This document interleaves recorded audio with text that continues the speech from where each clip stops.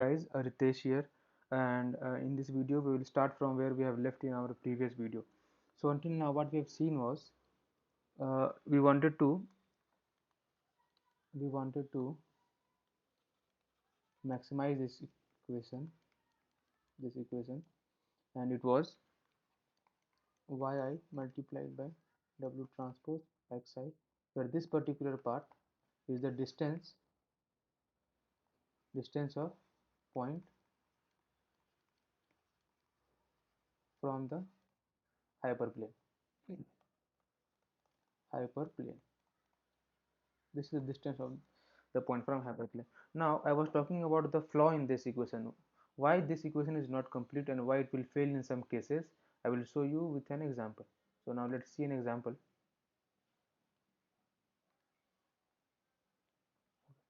Now I will show you this is an example. So just assume that uh, these are our points, okay.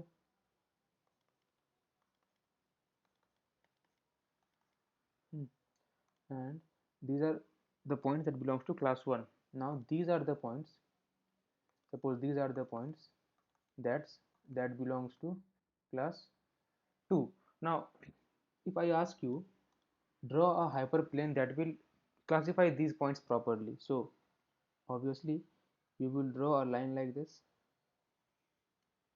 Now now visually you can draw it like this is very good, but if we use this formula yi multiplied by w transpose xi I equals to 1 to n, and we maximize this, then we will get a different plane other than this. So let's see. Suppose if the distance of this point is suppose 200 from here, see here you can clearly see that this point is misclassified, but only one point have been misclassified, rest all are properly classified. Okay, now suppose the distance of this is 15, this is suppose 10, this is suppose 10, this is 20, this is 15, and this is 10, and this particular suppose distance is 5, this is 5, this is 5, this is 20, and this is 10. Okay, or 15, make it 15, or 10, make it 15 or 10, it do not make a difference. So if we do the summation of these things, then let us see what value we get.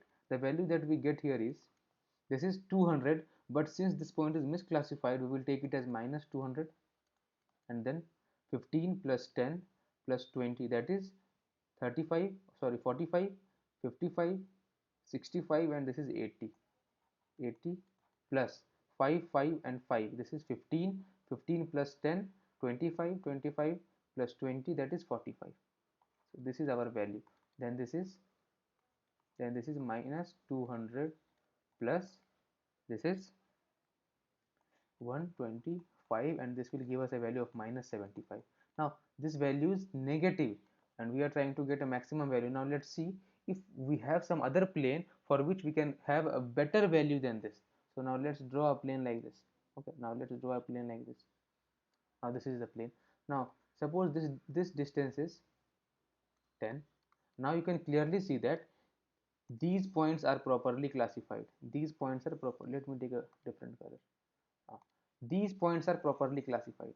Why these are properly classified? Because they are above the line, and this point is properly classified because this is below the line, but rest of these points are not properly classified because they are above the line and they should be not there, they should be in this region. Now let's see what is the value of this max. Now since this is in the positive direction, we will take a value of 10 because this distance was 10. Now suppose this is 10, this is 20, this is 30, this is 40, this is 45, or this is 50, like those. So we can take a value like 15, and then 20, and then 25, and then 30, and then 35. Now since these points are negatively classified, suppose this is 15, then this will be minus 15, this will be minus 30, this will be minus 30, this will be minus 35, and this will be minus 40. Now when we take a summation of these, This is 10 plus 15, this is 25, 25 plus 20, that is 45, 45 plus 25, that is 70, this is 100, and this is 105. So this is 105. Now see the values on this side. This is minus 15, minus 30, minus 45, minus 75. This is 110 and minus 150. This is 150. Now this is a value of minus 45. This value is better than this value. So our algorithm will select this as our optimal hyperplane. This will take this as optimal hyperplane. Now we can visually see that this is not a correct hyperplane. In fact, this is a better hyperplane which is classifying almost all the points correctly except for this point. So this is the flaw in this. So now how to fix this? So to fix this, what we have to do is we have to remove the outliers. Now see, this is outlier. All the points belonging to class 2 is here. You can clearly see that they are here. But one of the point lies here, and these are called outliers.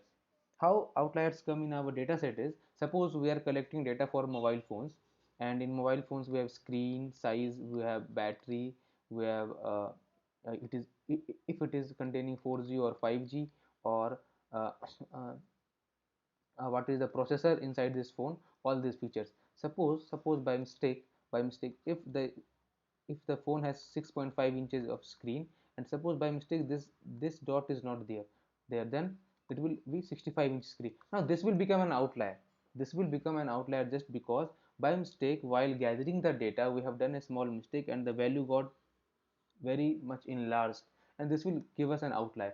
So we have to make our model robust in such a manner that even if we have outlier, our model do not overfit. Because see, since our outlier is here, our plane has shifted from here to here. Let me select a different color. Our plane has shifted from here. Oh,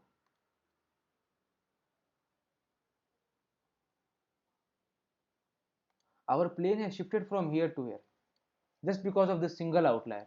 So we have to make it robust. So we will see how to make our model robust, in a sense that this will not change our hyperplane because of one single outlier. We will see this in our next video. So thanks for watching this video, and I will see you in the next video.